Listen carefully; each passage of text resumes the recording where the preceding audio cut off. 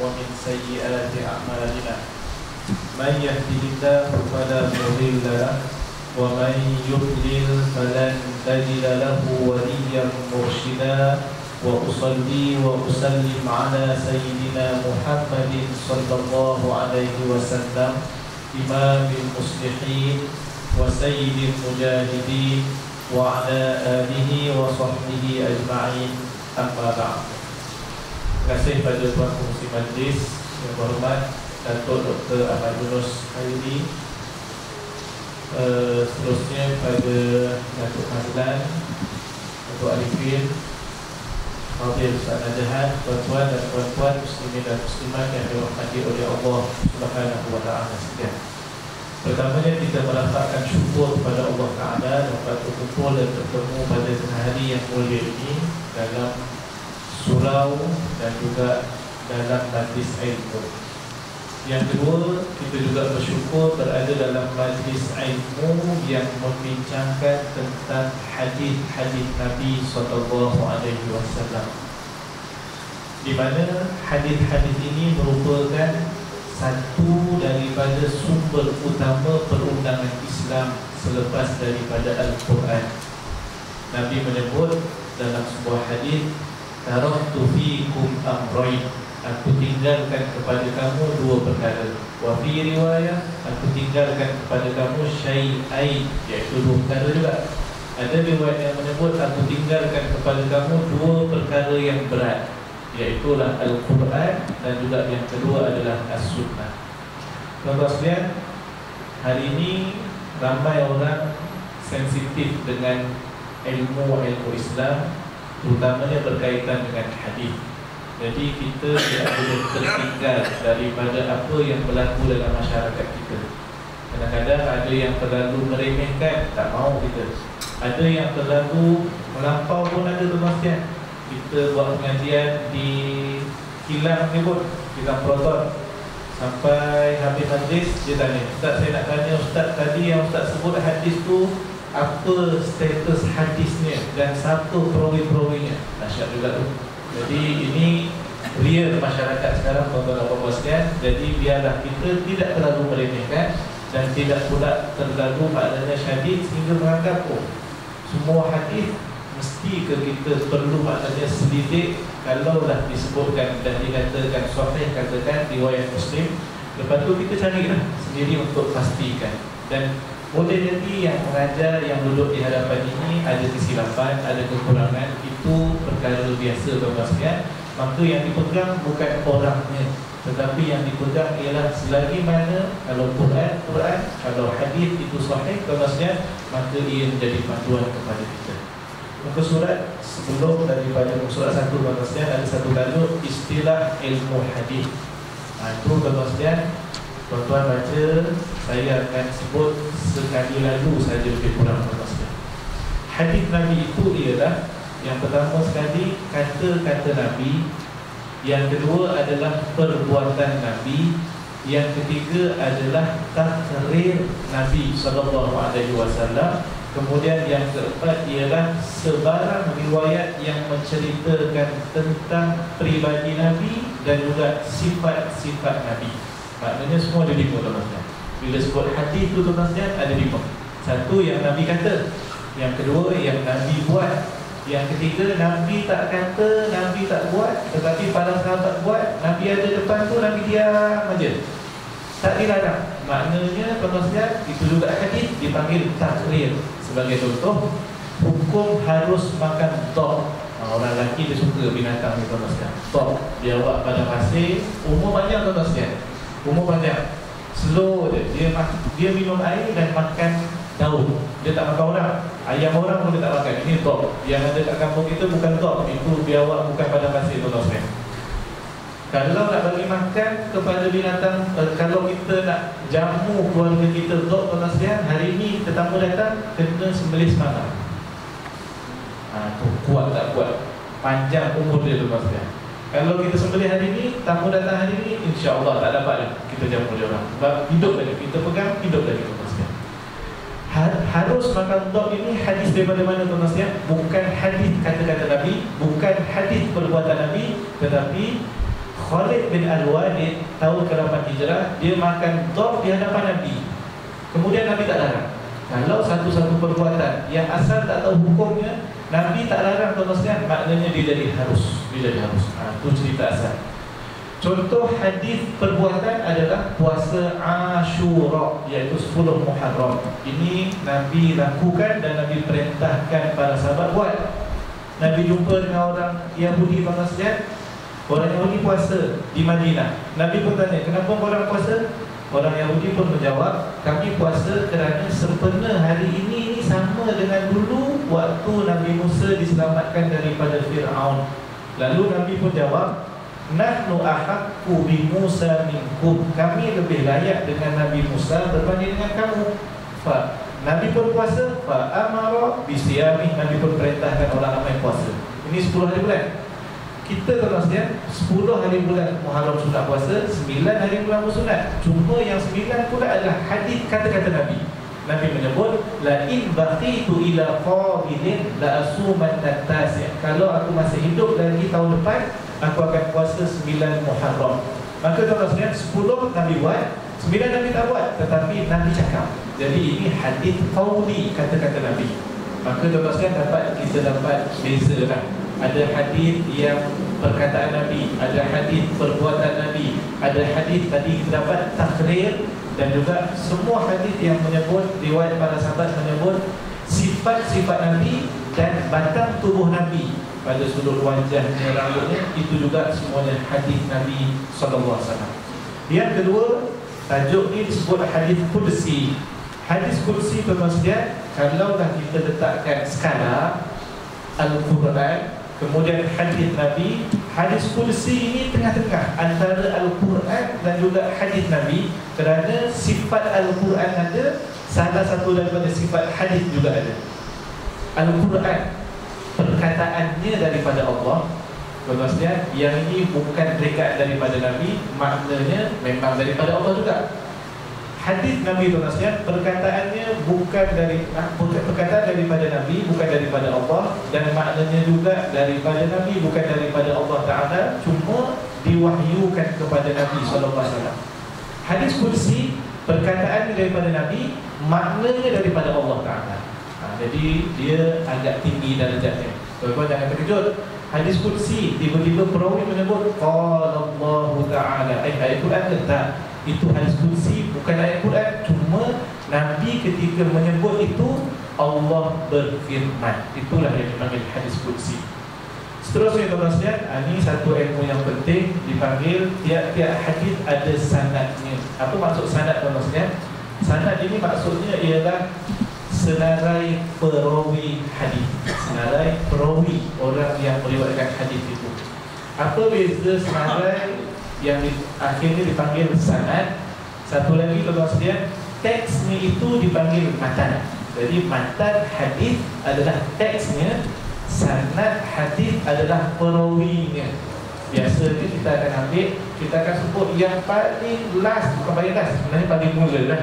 Paling mula dapat daripada Nabi. Sebagai contoh hadis innamal a'malu binniyat, perawinya adalah Umar bin Al-Khattab radhiyallahu anhu. Selepas Umar ramai lagi ni, tetapi tuan-tuan, biasa kita akan sebut daripada Umar radhiyallahu anhu bahawa dia mendengar Nabi bersabda, kemudian barulah innamal a'malu binniyat. Ini Umar ni sanad tuan-tuan, perawi. Isu sanad tuan-tuan sangat penting di dalam ilmu hadis, kerana nak jaga keturunan hadis. Tuan-tuan, kita hidup dalam sekarang ni, berapa ramai orang jual statement kita tuan-tuan, berapa ramai orang jual, sebab perawi tak terjaga. Kata kawan ni accident, orang ketiga kata cedera parah, orang ke-9 kata meninggal tuan-tuan. Bila kita jumpa, kata meninggal, siapa kata? Cek perawi tuan-tuan, tambah ni yang banyak ni daripada periwayatan tersebut. Hadis Nabi terjaga daripada perkara itu. Sebab itu tuan-tuan, ini satu bidang yang besar dalam ilmu hadis yang dipanggil ilmu ar-rijal, iaitu ilmu tentang orang yang meriwayatkan hadis. Orang yang kuat tak kuat ingatan akan lain kesannya kepada darjat hadis. Orang yang kuat ingatan tapi suka buat lawak tuan-tuan, suka dia bergurau tuan-tuan, dengan binatang pun bergurau. Sebagai contoh, Ada seorang tokoh dalam sejarah Islam, dia dengar ada lelaki si fulan ada hadis itu. Tuan-tuan, mereka ni akan jumpa. Mereka akan jumpa nak dapatkan hadis tu. Dia pun pergi perjalanan sebulan, tuan-tuan. Sampai di kampung dia, belum lagi jumpa dia, dia tengok daripada jauh. Orang yang dikatakan ada hadis itu sedang bagi makan kepada binatang ternakan dia, tuan-tuan. Katalah dia pegang rumput. Waktu dia nak bagi makan, kambing nak makan saja, dia tarik balik dia punya rumput tadi tu. Maknanya dengan kambing pun dia gurau, tuan-tuan sekalian. Lelaki ni yang datang sebulan perjalanan, tengok suasana itu, tak jadi jumpa lelaki tadi, balik semula sebulan ke kampungnya, tuan-tuan sekalian. Kerana beranggapan kalaulah dengan binatang pun dia buat begini, boleh jadi hadis Nabi juga dibuat begitu, tuan-tuan sekalian. Ni terjaganya berkaitan dengan rawi ataupun al-rijal. Jumlahnya pula, tuan-tuan sekalian, ni setiap satu generasi ke satu generasi lain. Kalau yang jumlah yang ramai, setiap generasi, tuan-tuan sekalian, dipanggil hadis mutawatir. Kalau tak cukup ramai, tuan-tuan sekalian, dia pindah pada tajuk lain, sama ada dia sahih, hasan ataupun dhaif. Sahih tu betul hadis tu dengan syarat-syarat yang tuan-tuan boleh tengok dalam muka surat tu, ada 5 perkara. Hasan pula akan berkurang sikit daripada yang sahih tadi. Kemudian dhaif begitu juga. Ini berdasarkan perawi dan juga jumlah perawi itu seberekas, tuan-tuan sekalian. Kita masuk nanti insya-Allah. Ada kegunaan hadis-hadis tadi tu, tuan-tuan sekalian. Hadis sahih, hadis hasan, tuan-tuan sekalian, yang ini akan dianggap sebagai sumber hukum syarak. Maknanya kita, kalau orang berhujah, dia kata haram ataupun dia kata sunat, berdasarkan hadis ini terpakai hujah. Tapi kalau menggunakan hadis dhaif, tidak boleh digunakan sebagai hujah, hanya boleh dalam fadilat amal sahaja. Suasana sekarang ni pula, tuan-tuan sekalian, trend masyarakat kita menganggap hadis dhaif sama macam hadis palsu, ini salah. Dhaif dia masih hadis tetapi tidak cukup syarat hasan ataupun sahih, maka dia masih boleh dipakai dalam perkara fadilat amal. Contohnya pasal zikir, contohnya pasal puasa, boleh pakai. Maudhu', tuan-tuan sekalian, maudhu' ni hadis palsu, rekaan terus, yang ini tertolak secara mutlak, tidak ada kompromi langsung. Seterusnya, hukum hakam mengenai suatu hadis, yang ini, tuan-tuan sekalian, tuan-tuan akan jumpa lagi tu, dia bahas tak banyak. Ada lagi satu dipanggil hadis ahad, tuan-tuan sekalian. Hadis ahad ni perawinya seorang saja, tuan-tuan sekalian. Diterima ataupun tidak di dalam Islam? Diterima, khususnya dalam mazhab kita, mazhab Asy-Syafi'i. Buktinya apa? Buktinya ialah ketika Nabi SAW solat pindah kiblat ke Kaabah Masjidil Haram. Waktu ni, tuan-tuan sekalian, Nabi berada di Madinah. Tuan-tuan bayangkan peta, kalau ada gadget boleh buka gadget, tuan-tuan sekalian, buka peta Mekah, Madinah. Dulu menghadap Baitul Maqdis, iaitu di Palestin utara. Kalau duduk di Madinah, bermaksud Mekah di selatan. Sebab Madinah duduk di antara Mekah bawah, Madinah atas Baitul Maqdis. Apabila tukar kiblat, bermaksud dulu menghadap utara, sekarang kena menghadap selatan. Berapa darjah, tuan-tuan? 180 darjah. 180 darjah. Nabi dah solat penuh, solat asar, tuan-tuan, dalam satu riwayat solat menghadap kiblat. Maknanya sebelum ni menghadap Baitul Maqdis kiblatnya, sekarang kiblat yang baru Masjidil Haram, Kaabah di Mekah. Maknanya Nabi menghadap selatan. Tuan-tuan sekalian, sahabat Nabi yang dah solat dengan Nabi ni, dia seorang nak balik rumah, terserempak dengan kumpulan lain para sahabat yang sedang solat di masjid, sekarang namanya Masjid Kiblat lain. Tengah solat, belum lagi habis, tuan-tuan sekalian, lalu dia pun mengkhabarkan bahawa kiblat telah berubah. Ni, tuan-tuan sekalian, para sahabat dia tak tunggu habis solat. Kalau kita tunggu di salam dulu, bagi dia salam dulu, nanti kita slow-slow bagi tahu dia terangkan tak. Terus maknanya berinteraksi dengan orang sedang solat, dan orang dalam solat pula, tuan-tuan sekalian, terima yang mengkhabarkan solat.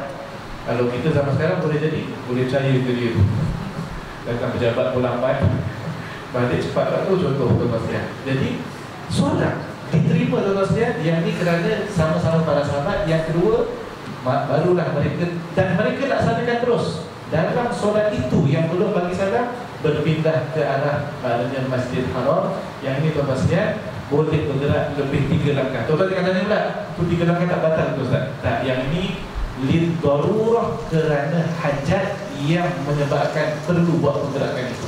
Tuan-tuan jangan bayangkan yang makmum sikit dia berubah je. Yang imam tu lah daripada hujung sana ke hujung depan ni. Maknanya mulut dia depan, sekarang macam kat belakang. Tapi bila menghadap kiblat tukar, dia dihadapkan balik.